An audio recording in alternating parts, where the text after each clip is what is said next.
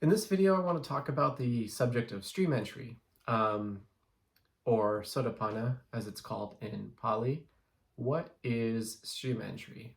So if you're not familiar with early Buddhism, the Buddha himself in the earliest discourses um, ascribed these terms to different levels of awakening. So the first level of awakening is called Sotapanna, which means stream entry. The second is called Sakadagami, which means once returner. The third stage of awakening is called Anagami, which means non-returner. And the final stage of awakening is called Arahat, which means essentially, it means that the word actually means without enemies, and it refers to not only having no enemies externally, but also means having no enemies internally, because all of the kilesas, the defilements, and all of the taints of that make the mind gross and disgusting. That's the most tangible way of describing it. They're gone, so you have no enemies inside or outside. So I'm going to talk today. I'll probably talk about those later stages of awakening in a different video, but today I want to talk about stream entry because everybody's interested in it. So what is it, and why does everybody seem to be so confused about it when the Buddha defined it very, very clearly in the early discourses? I recently watched a video with some lay Dhamma teachers, two of whom claim to be arahats, and one who, I don't know what his claim was, but he's a very popular Dharma teacher. Based in San Francisco, I think. There's a lot of these Dharma teachers based in San Francisco who seem to be either purposefully confusing these terms or redefining them so that they can use them the terms on themselves instead of coming to actually earn the definition. The Buddha didn't use these terms so that they could be like merit badges people wear, or like in the military you get bars if you're an officer added to your jacket. He didn't use these terms for that reason. He used these terms to help guide people in understanding how far they've come on the path, and the path itself is a metaphor, right? So you could think of it as like you're going out to hike in the Eastern Sierras on the John Muir Trail, and Mosquito Flats Lake is 10 miles away. And so you know what direction you're going. You know that you're aiming to arrive at Mosquito Lake. I can't remember if that's the lake. And as you're walking on the path is well defined. And every once in a while, there's a mile marker that tells you where you are and how far you have to go. And that's kind of what these names are for. And so the second factor of the Noble Eightfold Path is called Samma Sankappa, which means right intention or right aim. And that is that your mind is always inclined towards Nibbana, which is the cessation of all suffering, essentially. So that should always be your aim, right? And then the Noble Eightfold Path, all 8 factors together, form the path that leads towards that state. Actually, when you're on the path, you're experiencing Nibbana all the time, as long as all 8 factors are working together. And these are just metaphors, right? So they can create a lot of a misunderstanding. The Buddha himself kept telling people that you need to understand this teaching as a raft, meaning it's something that's constructed for a purpose, right? A raft is something that's put together for the purpose of crossing over a body of water. And in that metaphor, the body of water represents the flood of the world of sensual desire, of misunderstandings, the world that the mind creates. So coming back to what is a stream enterer, why it's easy to understand. I'm not saying it's easy to become a stream enterer, but it is easy to understand what it is because the Buddha defined it very clearly. So he spoke of the 10 fetters. The Buddha had many different frameworks for his teaching. As I've said in other videos, you can find everything leads back to the Four Noble Truths. So he had different frameworks for what I spoke of in the previous video, dukkha, dukkha, nirodha, right? We can see dukkha and immediately realize its cessation within the five aggregates, which is the five components of our experience: physical form, feeling, perception and memory, mental formations, which take the form of thinking and imagining, and sensory consciousness. So we can see and realize dukkha in those five aggregates. We can see dukkha and realize its cessation in those five aggregates. We can see dukkha and realize the cessation in the four foundations of mindfulness, in the six sense bases: the eyes, the ears, the tongue, the nose, the body, and the mind. Right? So he has these different frameworks for applying the Four Noble Truths. And he has different frameworks for understanding the fabrications of craving. This is the way I like to think of the fetters and the defilements. So you've got the defilements, you've got the fetters, you've got the hindrances. These are all different manifestations of craving, right? So the defilements are greed, hatred, and delusion. Greed is anytime the mind is drawn towards an object. Aversion is anytime the mind pushes something away, and delusion is anytime the mind is spinning, because either it's an object of neutral feeling and the mind is confused about what to do, or the mind is just spinning because of its mental proliferations in the worlds that it's spinning, right?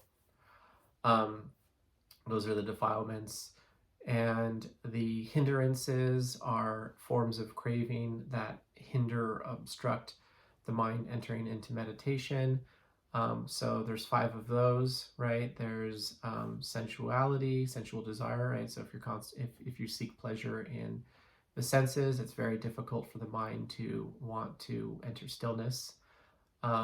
There's ill will. So if you're thinking mean things, if you're in a state of negativity all the time, it's difficult to enter meditation. So you can think of the first one as positivism or positivity, and the second one is negativism or negativity. And then there's sloth and torpor, which is basically like a state of drowsiness. Anybody who's meditated will know that that one's very difficult. When you're sleepy and drowsy or lazy, and it's like inertia. You just don't want to do anything. It's hard to keep your eyes open.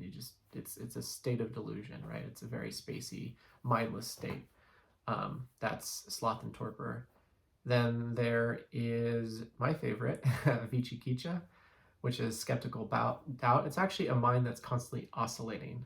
Like when I go to the cereal aisle at Safeway and I cannot decide on what cereal to buy, that's vicikiccha.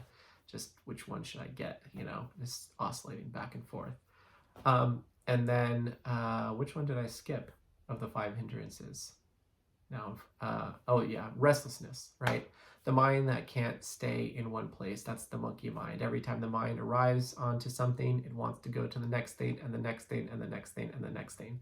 It's the monkey mind, right? So when a monkey goes from branch to branch, why isn't it satisfied with the branch it landed on? It just isn't, right? It just goes to the next branch. I mean, this is actually just the nature of monkeys, but it illustrates the way that the mind operates. It is never satisfied with anything once it gets it.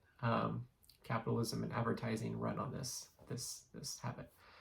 As soon as what's really sad about the wandering mind is all of us are enslaved by it, right? We are all seekers. Some of us are seeking objects in the world. Others are seeking spiritual attainments. Others are seeking intellectual knowledge, but we're all never satisfied. We are all constantly going to the next thing as soon as we acquire the object that we manufactured for our desire. So that's the wandering mind. I'm forgetting the Pali for it, but these are all just manifestations of craving. The 10 fetters are also manifestations of craving. Craving is the architect of the matrix. When the Buddha became awakened, the first thing he said is, I'll butcher the quote, but he basically said, I have seen you, builder of this house, and I've torn your posts to the ground. I have raised the framework of the house. So the house he's talking about is the world and the self, and the builder of that house is craving.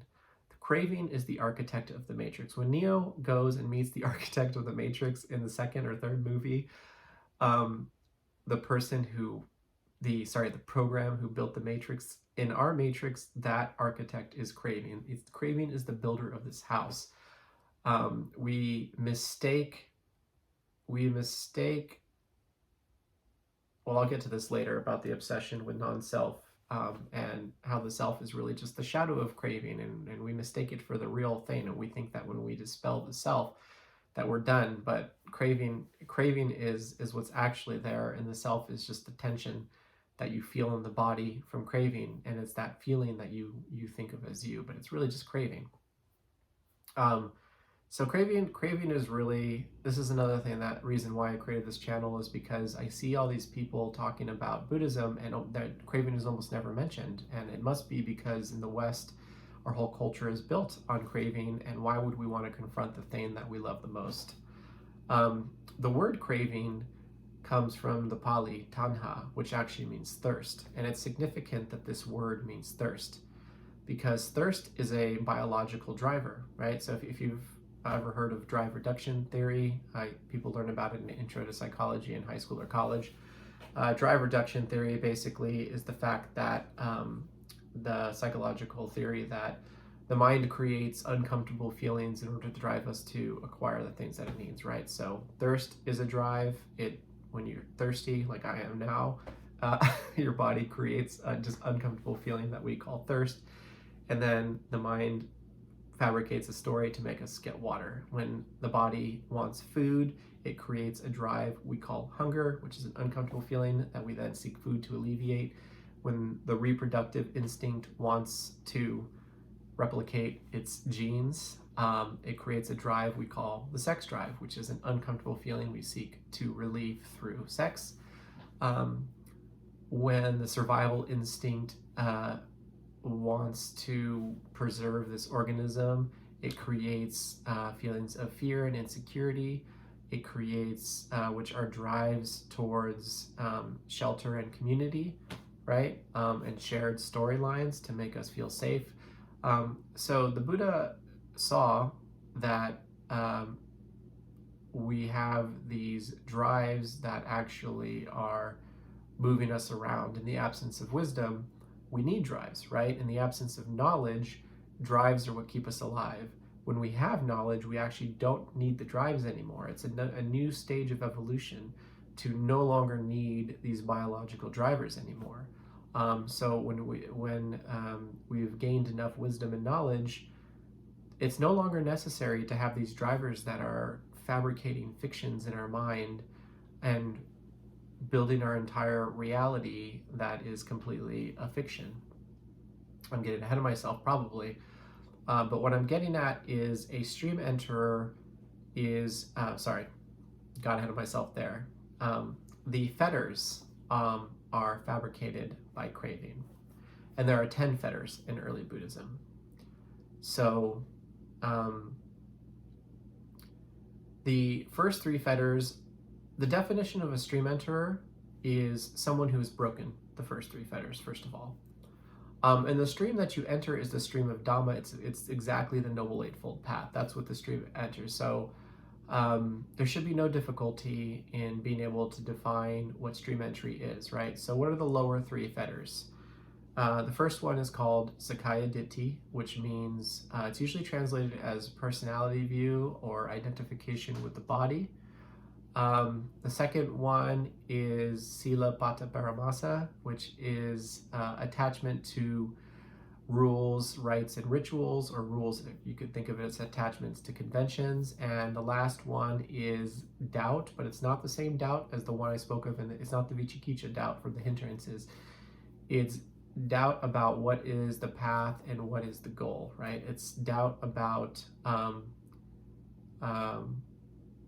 what the aim is and what the way. So it's not knowing the Four Noble Truths, right? It's not knowing that we're in a state of distress and that there's a way out of this distress, and that way out of this distress is the Noble Eightfold Path. Checking on my son. He's taking a nap, and I want to make sure he's okay. Okay, he looks great. Okay, so stream entry is breaking these lower three fetters. So now I'm going to talk about what it means to break these three fetters, how you don't break them all at once, and you can actually break one or two of the lower fetters and become a worse person.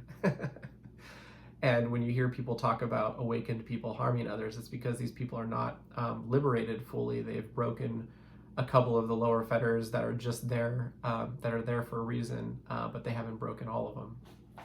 And that's a problem. And so when we call those people awakened, or they call themselves awakened, and we believe it because we haven't studied the early teachings, where the Buddha basically, he laid this all out for us. He really didn't want us to get to corrupt these teachings or get misled. So it's all there. There's just a whole lot of pages and words to sift through to get to some of the really important stuff. You just kind of have to see it. But so let's look at the first fetter, which is the most overblown fetter in all of Buddhism, which is that Sakaya Ditti. And people who break this fetter seem to always think that they are fully awakened and there's nothing left to do, and that they are just super special and have realized emptiness, and they're not only, some think they're stream enterers, others think they're arahats, and that's all that needs to be done. And I've spoken of this in another video. So personality view, first of all, is the first fetter. The last one is conceit, and these two things are different in important ways. So this comes down to the teachings on self and non-self in Buddhism, anatta. So I have my own way of talking about this that looks at it through a little bit of a linguistic lens. So we experience self, I could say, in three ways. We experience self in the form of identification, personification, and possessiveness. So identification is the I feeling.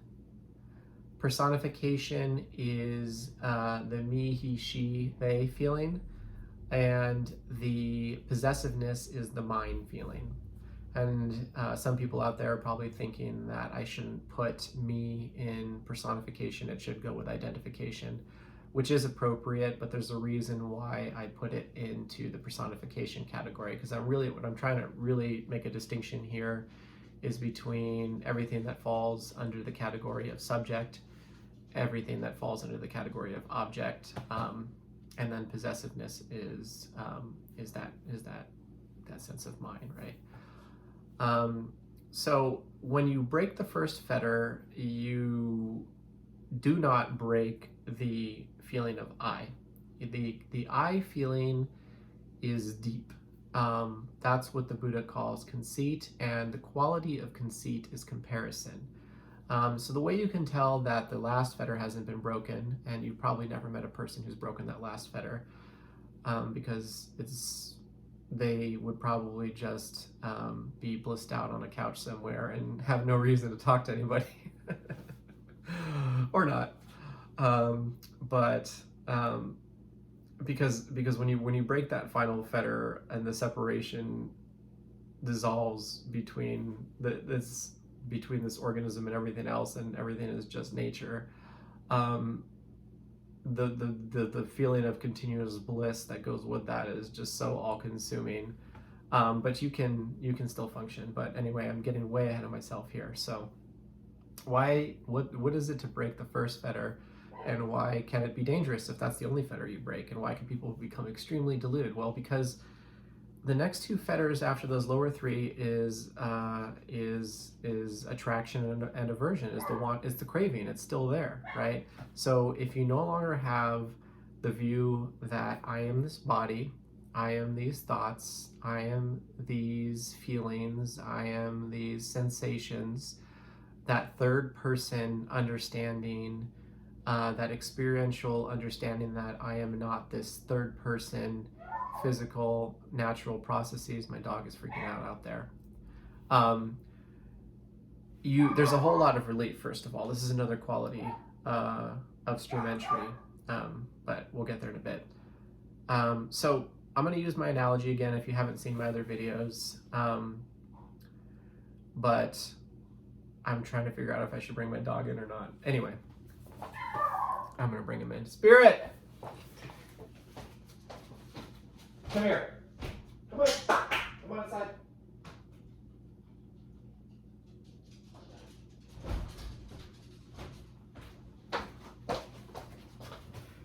All right, I got to learn how to edit because I'm probably just going to leave that in there. Okay. So understanding the emptiness of the five aggregates, which is the realization of non-self in that first fetter, is not hard to do. Okay. So I've said this in another video, but personification is sort of a natural process that the human mind does. We look at aspects of nature and we assign self to those qualities of nature. So the example I've used multiple times now is how our ancestors used to look at a storm and we would personify it as a god, right? We would look at a gathering storm and think that maybe it was a god who was getting angry.